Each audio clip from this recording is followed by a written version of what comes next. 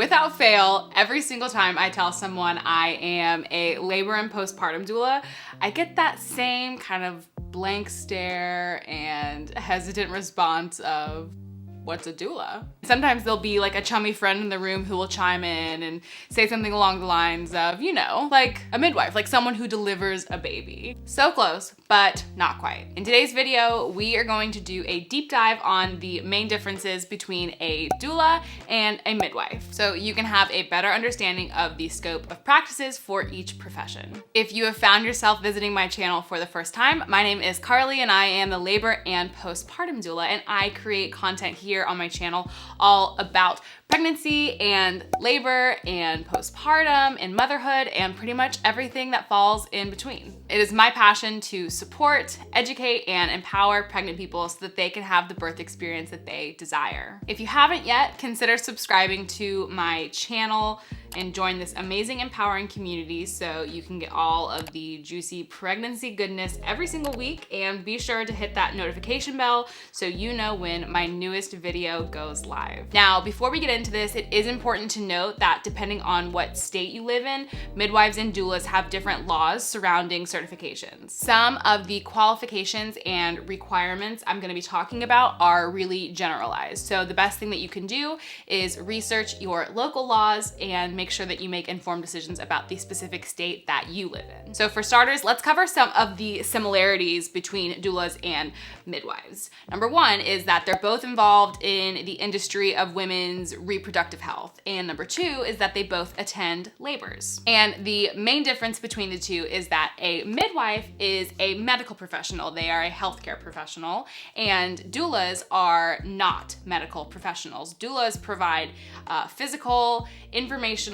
and emotional support. Let's unpack that a little bit more. Starting with midwives, because they are healthcare professionals, they are regulated by two different entities, the North American Registry of Midwives and the American Midwifery Certification Board. Now, there are a few different types of midwives, but for the sake of simplicity, I am going to talk about three of them, and they're the three kind of like most common types of midwives. First and foremost is a CNM, and that is a certified nurse midwife. The vast majority of midwives in the United States are CNMs, and that means that they attended nursing school and then they got their master's in midwifery. Once they have done that, they will then sit for the National CNM exam, which is through the AMCB. CNMs can practice in hospitals, they can practice in birth centers, and they can also practice home birth. Then there is a CM, which is a certified midwife rather than a certified nurse midwife. Certified midwives have the same scope of practice as a certified nurse midwife.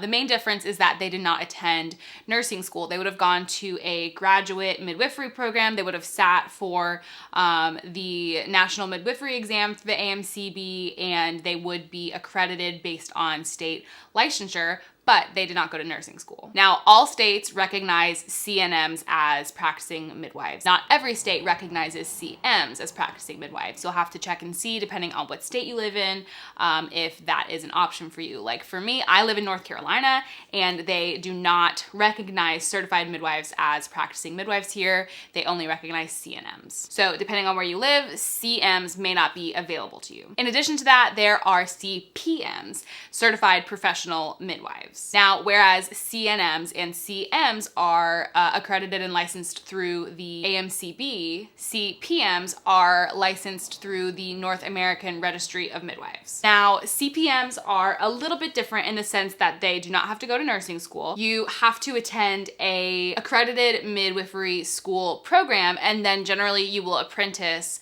underneath an already practicing midwife, but you do not have to go to nursing school. Now, CPMs also generally have less births than CNMs. A CNM is going to see many patients during the week, and CPMs typically they commit to, on average, between 3 to 6 births per month, and they provide the continuous care model throughout the entire pregnancy. Now, like I said earlier, depending on what state you live in will dictate what type of midwifery practice is legal. For instance, CPMs are also not legal in North Carolina. So depending on where you live, I will actually insert a picture of a map here so that you can see if where you live, if a CPM would be an option for you or not. Now, as far as the medical scope of practice of midwives, it is very similar to what an OB can do, but a little bit different. So I'm gonna list out some of the things here on the screen for you as well, so you can see exactly what a midwife can do. Midwives perform gynecological exams and provide prenatal care. They are able to write prescriptions, they can check your blood pressure, your heart rate, they can perform fetal monitoring, provide information about contraception, administer pain medications, give labor-inducing drugs, order epidural, resuscitate a baby, give you stitches after a tear. They care for birthing people during labor, as in they can actually physically be the one to deliver the baby. The big difference between all these midwives is where they are actually practicing. So if you are working with a CNM in a hospital setting, it's going to be very different than if you are working with a CNM in a home birth setting. A CNM at home is not going to be ordering an epidural for you. They're not going to be giving you Pitocin to induce labor. They do keep Pitocin on them for postpartum hemorrhaging, but that is a totally different story. So a CNM practicing home birth is going to have a very different scope of practice than a CNM practicing at a hospital or even at a birthing center. As far as doulas are concerned, let's go ahead and break down exactly what they are. Like I said earlier, doulas are not healthcare professionals. They are not medical professionals. Doulas provide physical, emotional, and informational support before, during, and shortly after labor. This is someone who you are going to hire for your pregnancy and actual delivery. I recently uploaded my birth story video. I will link it here for you in case you want to check it out. And I talked a lot about my doula and kind of like her care for me during my birthing experience. I had a home birth, but just because I had a home birth does not mean that it's not applicable to a birth center or a hospital birth. Doulas also offer the same type of care throughout all three different facilities. So it's definitely still relevant even if you aren't interested in having a home birth. So I will link it in case you want to give it a watch as well. But outside of like the actual day you are in labor, doulas offer more than just like the actual day care. A lot of doulas will do first and foremost like a consultation just so that you can get to know them, see if your personalities are a good fit, see if you feel like there's somebody that you are gonna want to have with you on that really like personal and vulnerable day. You want to make sure that the person that you're bringing into your space is someone that you can trust and someone that you can be really vulnerable with, and someone that you can be really comfortable having in that intimate space with you. And then if you do end up hiring your doula, most doulas offer prenatal support. So generally it comes in the form of like maybe 2 visits before you actually go into labor.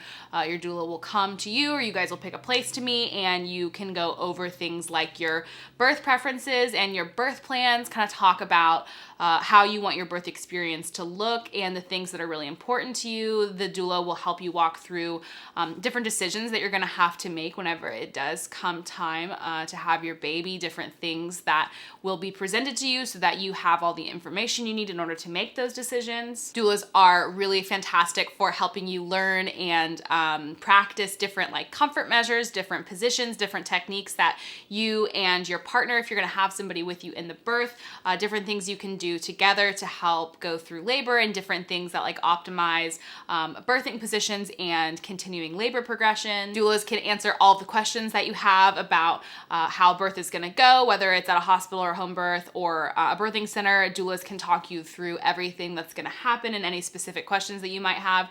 Most doulas offer kind of like 24/7 support. So if you have anything going on and you like don't really know if you're in labor and you want someone else's opinion to see if they think you're in labor too, you can always reach out to your doula and kind of get information that way. A lot of doulas are also childbirth educators, and they offer classes that you can come to with your partner and kind of do different things to get prepared for birth and learn about, you know, newborn care, different things like that. There are a lot of different options when it comes to doula work. The scope is a little less narrow because it's not medical. It's more about education, information, emotional support, mental support, just kind of like mentally getting prepared, almost like a mindset or, you know, a coach to get you ready for birth. And then when it comes to the actual like day of labor, your doula is there to provide physical support to you. They are actually hands-on. I always say, like, above the waist, your doula isn't going to be doing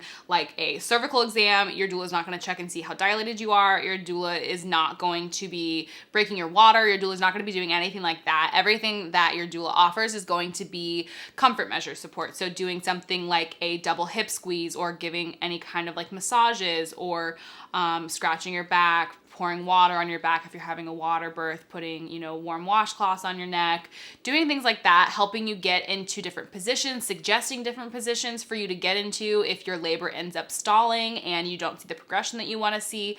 Doulas are really good for helping to continue that progression and kind of refocus your mindset. Like I said, my birth story, I talked a lot about what my doula did for me on my day of labor, and she helped me like get back into a calm, focused mindset. I had gone like off the deep end a little bit during my birth, and my doula really helped me like refocus, recenter, and reground myself. So they give you guidance on like different relaxation techniques, different breathing techniques you can do, just kind of like refocusing whatever energy you have going on, and like adapting on the day of. Because like I said, you set your birth preferences with your doula before you actually go into labor, but come the day of labor, you really never know how you're going to respond and exactly what you're going to need. So your doula just really acts as that kind of catch-all for any kind of emotional and physical support you might find you need when you are actually in labor. On top of the kind of physical support, they can also be there to empower and advocate for the decisions that you have made about your birth preferences. If you've decided to have like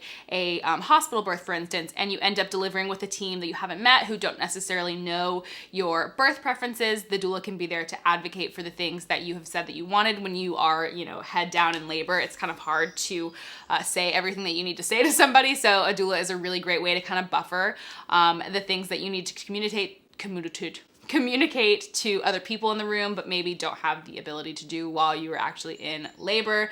And they're just there for the continuous care, right? So the whole concept of the continuous care model is that it really increases the positive outcomes for birthing people and babies when someone is there to provide continuous care from the onset of labor to the postpartum period, kind of like that initial postpartum period. Once the baby is actually born, doulas also offer care for the birthing person immediately following in the postpartum period. Once the baby is born, everyone's attention is shifted to the baby, and rightfully so. I mean, we've been waiting on this baby for 9 months, so it makes sense.